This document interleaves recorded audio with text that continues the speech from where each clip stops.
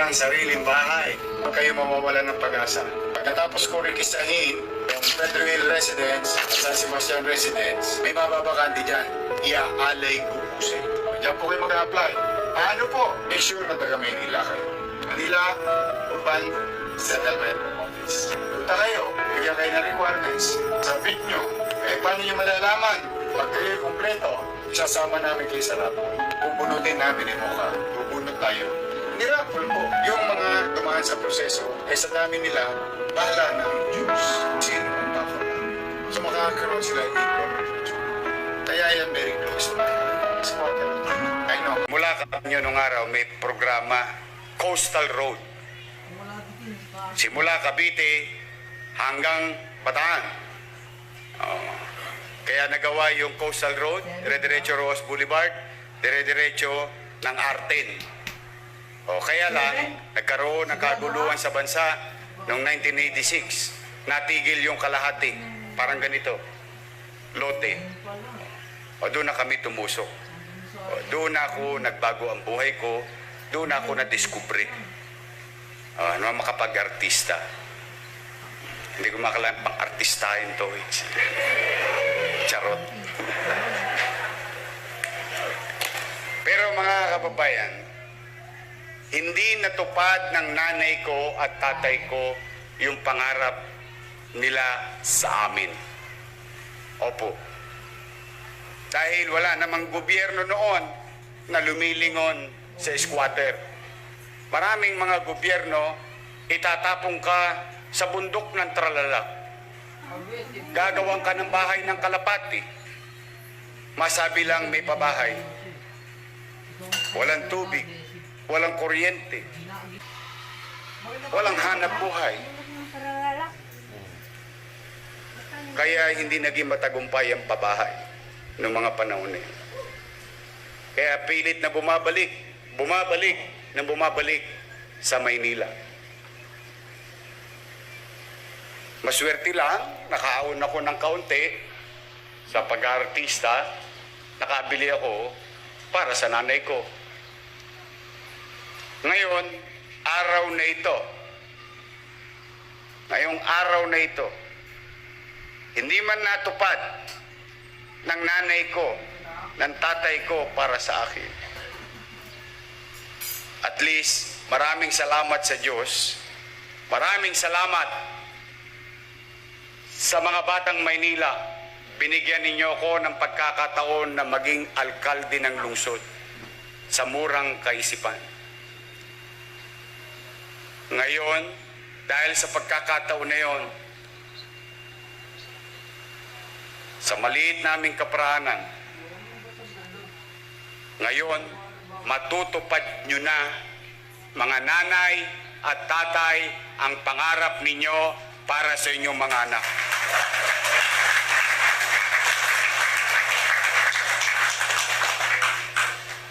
Mahirap mangupahan. Mahirap nang walang kasiguruhan. Mahirap maging mahirap. Ngunit meron na kayong gobyerno sa lungsod ng Maynila. Meron ng gobyernong ipararamdam sa inyo ang tunay na pagmamahal sa mga mahihirap. Hindi sa dyaryo, hindi sa periodiko, hindi sa litrato, kundi tunay na pagmamalasakit. Kaya ako talaga, sa totoo lamang, hindi ko mamukat isipin, hindi ko pinangarap ito na maging mayor ng Maynila. Ang pinangarap ko lang maging kapitan ng barko. Alam mo naman dito, di ba? Noong dekada 80, pag babae ka, punta ka ng Japan, yayaman ka, magiging bato ang bahay mo. Pag lalaki ka, punta ka ng Saudi, o kaya magsiman ka. O kaming mga magkakababata, marami sa amin, naging siman. Si Mandurukot nga lang. Pag dumarating na yung mga taga Sweet Lines, yung Gothong, Sulpicio, yung Negros Navigation, Ha? Paglanding na ng mga taga-probinsya dito, inaabangan na ng mga taga-Arten yung Gate 4 at Gate 10, salisi ang abutin. Pero pagka ganun pa man, again, talagang ang tadhana ng tao hindi mo masasabi. Hindi mo masasabi. Kaya kayong mga magulang na nandito, huwag kayong mawawalan ng pag-asa. Huwag niyong ikikipit balikat ang katatayuan ninyo. Lagi niyong pagsisikapan at pagpupursigihan ng mga anak ninyo. Abay, bakit? Nangyari sa akin eh. Di pwede rin mangyari sa mga anak ninyo. Hindi naman ako special child. Hindi ako gifted child. Hindi po ako born a kid. Amlang din ang tinitira ko nung araw. Diba? Bakokang dito, bakokang doon, alipunga rito, alipunga doon, tulok dito, tulok doon. Kung ano ang dinaranas ng inyong mga anak, siyang dinanas ko. Mahirap paniwalaan. Pero kung hindi kayo taga-Parola, o kung hindi kayo taga-Mabuhay, hindi kayo taga-Rosauro Almario Elementary School, hindi kayo taga-Tondo High School, hindi nyo masasabi, para namang hindi mahirap si Kois. Galagang ganyan. Pagka pinanganak ka ng ganito, kahit anong mangyari, ganyan pa rin yan. Charot. Pero yun ang buhay. Yun ang buhay. Kaya kayo, ano man ang hirap, huwag kayong bibigay, mga nanay at tatay. Every ninyo, kayo nagdidildil ng asin. Ha? Kami, ng nanay at tatay ko ako, nagbabatuhan kami ng Chicken Joy araw-araw. Social kaming mahirap. Almusal ko, Chicken Joy. Tanghalian ko, Chicken Joy. Hapunan ko, Chicken Joy. Kaya lang yung Chicken Joy na kinalkal sa basura. Sabi nila, pagpag daw. Hindi pagpag yun, bacho yun. Sa nakakaalam, bacho yan tawag doon. Kaya nga, isang binibiro ako dito lala Vice Mayor kasi lahat sila, ito mga graduate, mga alumni ng Santa Ana. Santa Ana COVID Hospital. Ba't parang yung mga taga Baseco, taga Parola, parang hindi kayo nagkaka-COVID. Sabi ko, puro mikrobyo katawan namin. Matibay ito. Hindi, wag naman. Opo. But then again, sa inyo, ito ay simula ng bagong pag-asa. May pag-asa. May maluluklok sa gobyerno. Huwag kayong mawawala ng pag-asa.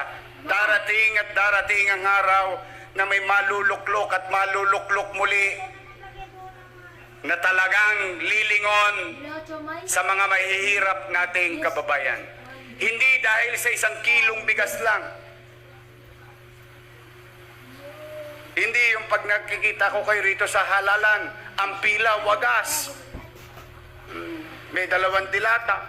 Ang tunay na gobyerno ay gumagawa ng programa na tumutugon sa paulit-ulit na suliranin ng tao. At ako'y naniniwala para maibalik ang dignidad sa pagiging mahirap, ikaw ay magkaroon ng sarili mong masasabing iyo. Umulat, bumagyo, wala ka mang machicha, may masisilungan kang panatag kasama ang iyong mga anak.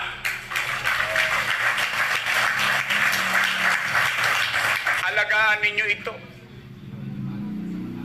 Hindi araw-araw Pasko. Huwag niyong bababuyin. Di baling mahirap tayo. Huwag tayo maging dugyot. Tingnan niyo kalsada. May drainage. May sarili kayong pailaw sa kalsada. Hindi niyo na madjajumper yan. Mataas yan. Kala niyo hindi ko alam ang gagawin niyo, ha? Walang magiging Spider-Man dyan. engineer, lagyan mo ng grasa ang poste para maging palo sebo. Oh, tinaas namin eh. O, tingnan mo. Maraming salamat sa Meralco. Oh, maraming salamat sapagkat, nako, Diyos ko, ang laki ng natipid natin bilang gobyerno.